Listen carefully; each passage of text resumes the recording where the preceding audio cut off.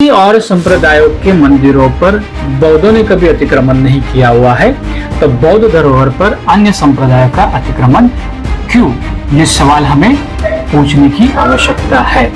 महाविहार को आज बौद्धों के हाथों में होना चाहिए या नहीं होना चाहिए? कि ये बौद्धों के पास अगर आना चाहिए तो उस समय उस बौद्धों का एक धार्मिक संगठन जो होगा, उस धार्मिक संगठनों को उसकी जिम्मेदारी सौंप देनी चाहिए या नहीं देनी चाहिए, या इस धरोहर का संवर्धन का काम सरकार के पास ही रखना चाहिए, इसके ऊपर बात करेंगे।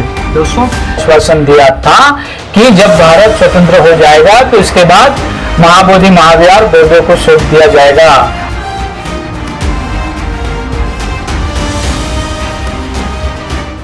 जय भीम नवबुद्धाय साथियों, आप सभी का स्वागत है चक्रवर्ती यूट्यूब चैनल पर। साथियों, महाबोधि महाविहार के आंदोलन की शुरुआत हो चुकी है और इस आंदोलन की परिभाषा जानते हुए आप ये जानते ही होंगे कि महाबोधि महाविहार एक बौद्धों का महत्वपूर्ण ऐतिहासिक धरोहर है।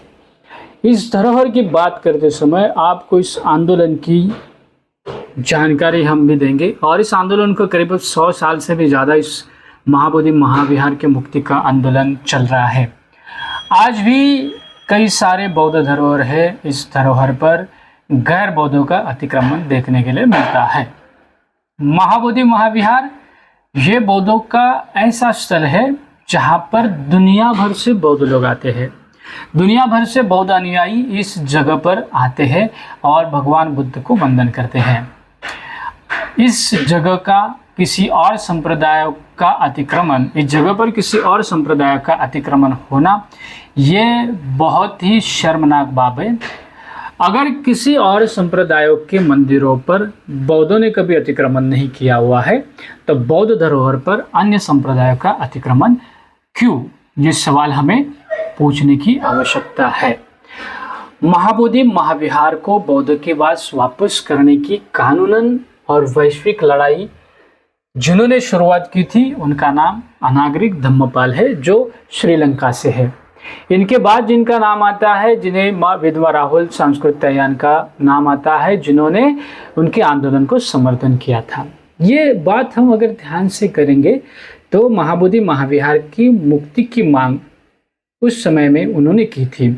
तो इस आंदोलन की, इस मांग को उस समय की जो कांग्रेस हुआ करती थी, उस कांग्रेस ने नज़रअंदाज किया था। इसीलिए राहुल सांस्कृत्यायन जी ने अपने कांग्रेस सचिव होने के पद का इस्तीफा भी दिया था। बहुत सारी बातें हैं, अगर हम उस बात पर जाएंगे तो इसे पॉलिटिकली एंगल न देते हुए हम ये बात करेंगे कि महाबोधि महाविहार को आज बौद्धों के हाथों में होना चाहिए या नहीं होना चाहिए। अगर ध्यान से हम देखेंगे तो हमें ये पता चलेगा कि भारत के जितने सारे प्राचीन बौद्ध विहार है, प्राचीन बौद्ध धरोहर है, ये सभी के सभी आज वर्तमान स्थिति में भारतीय पुरातत्व विभाग के अधीन है। तो महाबोधि महाविहार भी भारतीय पुरातत्व विभाग के अधीन ही होना चाहिए था, लेकिन ऐसा न होते हुए उस पर राज्य सरकार ने एक कमेटी का गठन करके उस कमेटी के अंदर उस महाबोधि महाविहार चलाया जा रहा है। लेकिन हमारा निवेदन ये होगा कि ये बौद्धों के पास अगर आना चाहिए तो उस समय उस बौद्धों का एक धार्मिक संगठन जो होगा, उस धार्मिक संगठनों को उसकी जिम्मेदारी सौंप देनी चाहिए या नहीं देनी चाहिए, या इस धरोहर का संवर्धन का काम सरकार के पास ही रखना चाहिए, इसके ऊपर बात करेंगे। दोस्तों, बौद्धों के बहुत सारे धरोहर है जो सरकार के पास वर्तमान स्थिति में है। पुरातत्व विभाग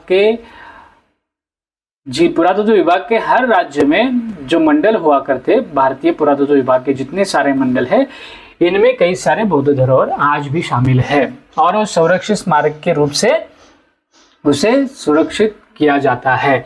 लेकिन ऐसा हुआ नहीं है। कई सारे बौद्ध धरोहर आज भी दूसरों के गैर बौद्धों के अतिक्रमण वहां पर हमें देखने के लिए मिलते हैं।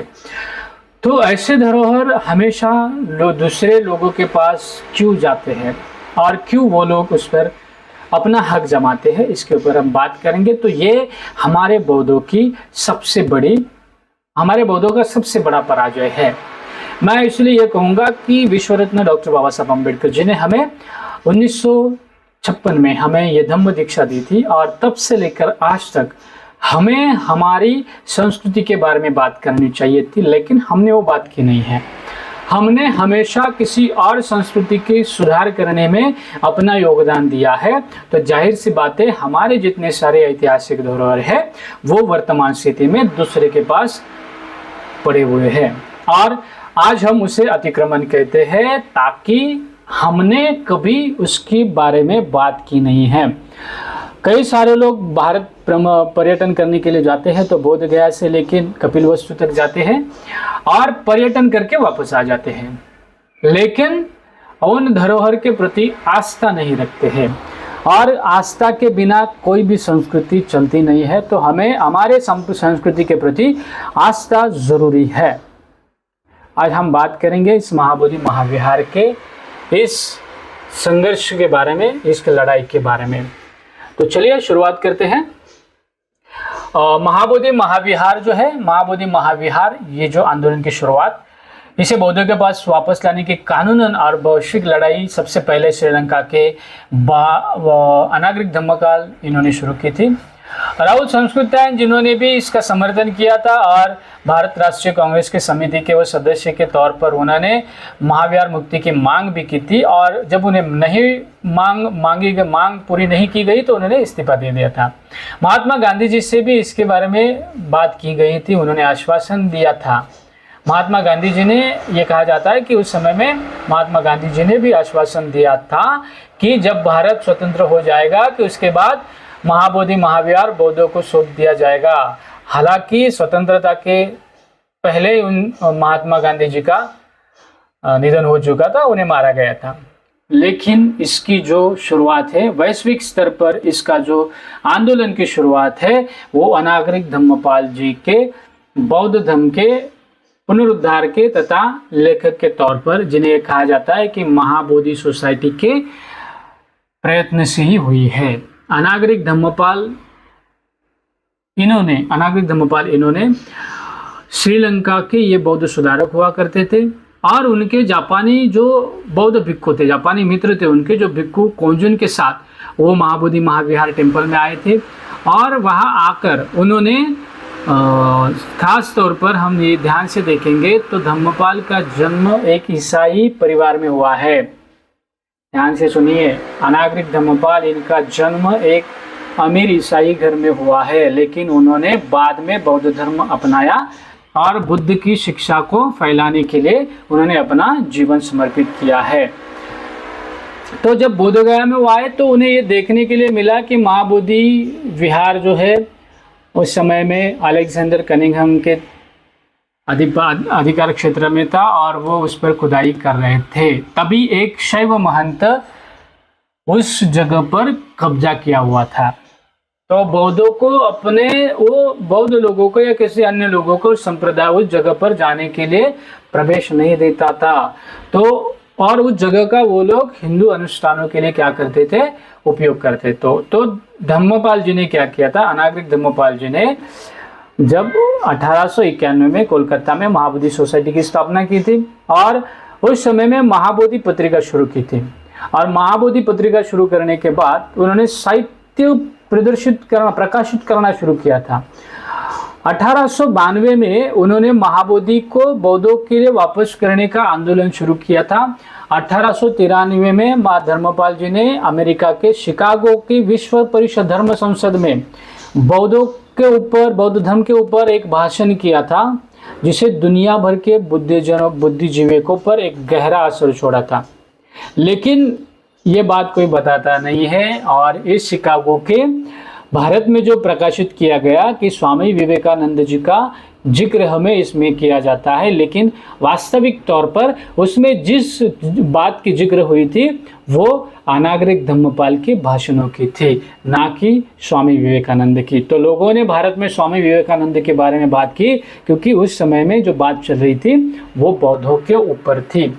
तो भारत में समर्थन की कमी देखते हुए उन्होंने जापान, चीन, Korea, England, Germany, Thailand, Burma, America और अन्य यूरोप की यात्रा की थी। आप सोच सकते हैं इंग्लैंड में उन्होंने सर एडविन आर्नोल्ड, ये जो द लाइट ऑफ एशिया के लेखक है, उनके साथ भी समय बिताया था। और अमेरिका में मेरी फोस्टर, ये जो अमेरिका में मेरी फोस्टर, ये जो बौद्ध धर्म से प्रभावित हुई एक व्यक्ति है, उन्होंने एक धनराशि भी की थी, उन्होंने आंदोलन में सहयोग। हालांकि आंदोलन का जो कड़ा विरोध हुआ था वो लगभग 1895 में।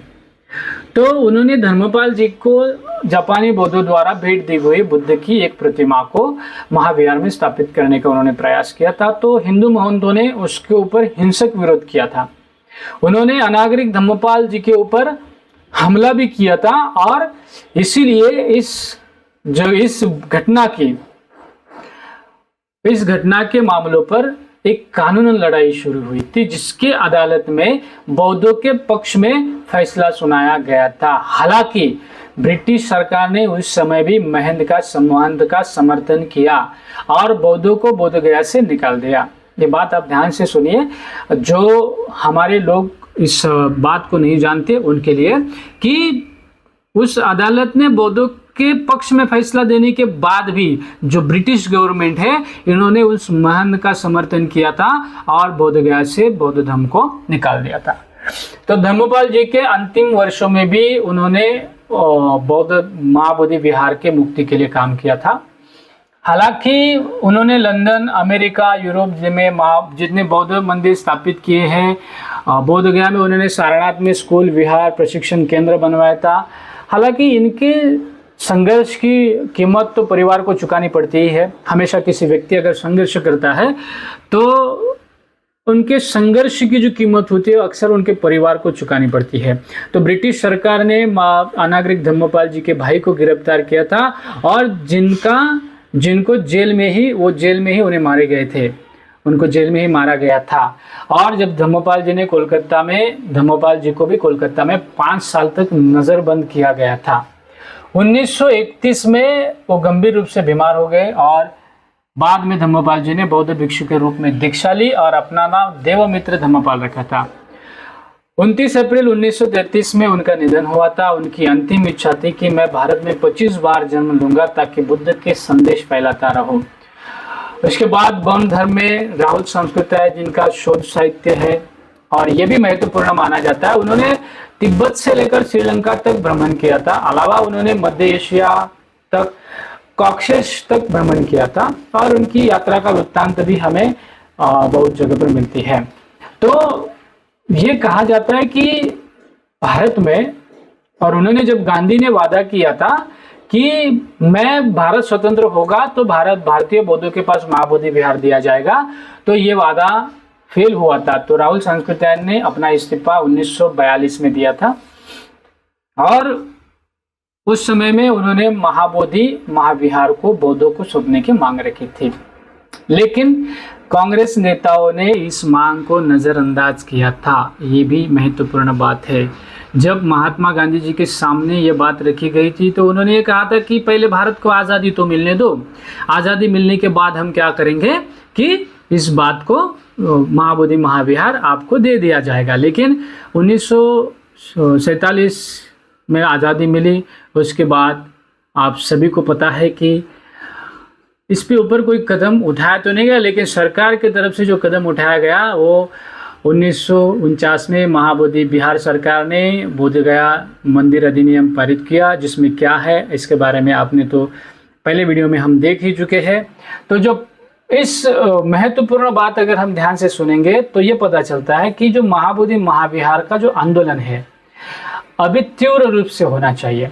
महाराष्ट्र से बहुत जगह पर इस आंदोलन को सपोर्ट मिल रहा है और इस आंदोलन में लोगों को आज इस आंदोलन में शामिल होने की आवश्यकता है।